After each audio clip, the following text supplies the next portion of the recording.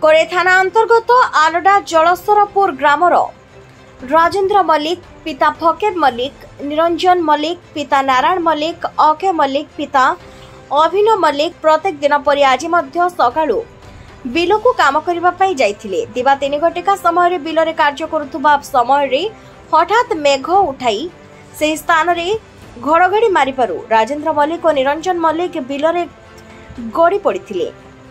तांका पाखरे थिबा अक्षय मल्लिक एहाकु देखि हाउली खाइबा द्वारा पाख बिलरे कार्य करुवा समस्तंकु हुरी छाड़िथिले। समस्ते आसी तांका पाखरे पहुंची तांको बिलरु टेकी टेकी आनी कोरे मेडिकल को नहीं आसीथिले। डाक्टर राजेन्द्रम को देखि मृत घोषणा करथिले ओ निरंजनंकर गुरुतर अवस्था रे चिकित्सा चलीछि। राजेन्द्रंकर बयस 28 वर्ष। तांकर कुनी पुओटी अछंती। राजेन्द्रंकर मृत्यु खबर सुनिबा परे कोरे अंचल रे शोकर छाया खेली जाइछि। बारंबार घड़घड़ी रे जीवन जाउछि। ब्यूरो रिपोर्ट संस्कार टीवी ओडिशा।